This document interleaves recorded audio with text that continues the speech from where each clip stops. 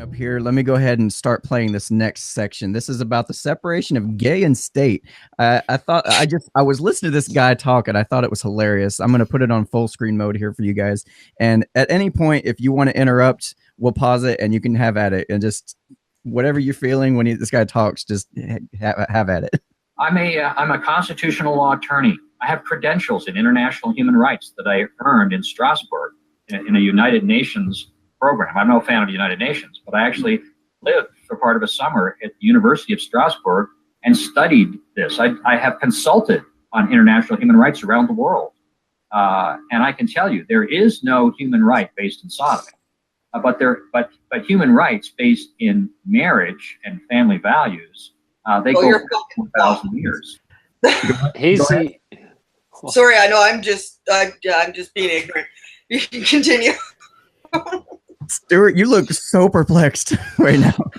He's using this word human rights, and I still can't figure out how human rights are or are not connected to any sort of...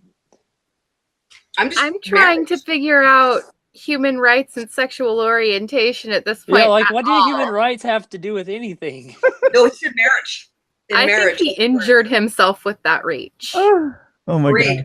I want to see where this is going. I want to hear where this is going. Yeah, keep going. Before even the Old Testament was written, and so, but by the same token, basic civil rights belong to everyone, and I've always supported that. The two things that I would do in Massachusetts that I think really represent my heart, and I think would help to restore a little bit of balance here.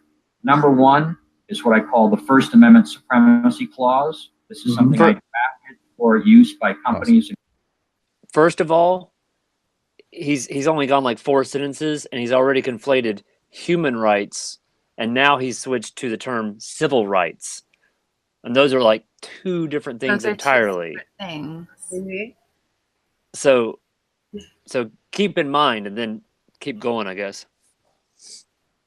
In governments, wherever there's a sexual orientation regulations based on sexual orientation, it just simply says whenever there's a conflict between these regulations and the First Amendment has to prevail.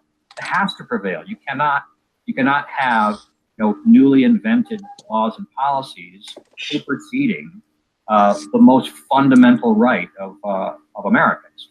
So that's one policy. The second is what I call the separation of LGBT and state. And to the extent that that religion is restricted in government, so should the LGBT political movement, because it's... Put me back over here. Now, when he says that, I think he actually does kind of have a point that if we're going to separate, church and state, we should not have, LGBT and state be hand in hand either. I mean, it should all be separate. I don't think there should be any conflation of special interests or socio-political movements with actual politics. It's very different things, and where it might be kind of a subgenre, I guess, it shouldn't actually be involved in how you choose to run a country. Yeah, church and state is one thing. This piece of shit is trying to actually imply, though, that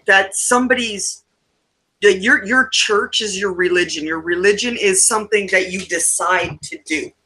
Well, the church and state is actually a matter of taxation. Your gayness and your lack thereof is not something that you just woke up and went, I've just decided that I'm putting it in my bum today. Right, but we're not talking about gay people as individuals. We're talking about the actual organization, the political LGBT group. The organization of putting it in somebody's bum. What now? Here's the problem. What I see with this video, I've watched it a couple times and tried to make more sense of it, and it. I didn't know that there was an organization for this. I'm still really confused. the LGBT. The sad thing about the video is that at the end of it, he does make a decent point, talking about trying to separate special interest groups from state power, which makes sense, except he's already fucked himself over in the very beginning by talking about there's no place in the world for sodomy has no rights. I'm like, what dude? Hard no. why do we gotta go that route to get to a good point? I mean, I guess the broken clock's right twice a day, but Jesus Christ, dude. It's the government investment into any group, whether that be religion or special interests, whether that be LGBT or BLM or any group, really. Mm-hmm. I think there has to be a separation between special interests and proper government. And that's where I can agree with him. I do not think he's making a good case for himself, however. I think he's making a royal mess out of his word salad.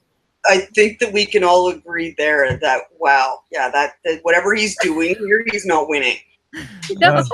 Yeah, he's not winning with any of us because, yeah, this is just fucking stupid.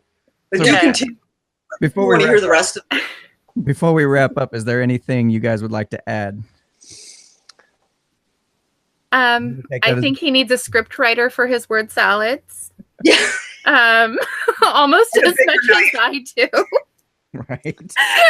And I think that he probably should not have been on camera to make that holy crap, who is this guy and why is he allowed to speak moment.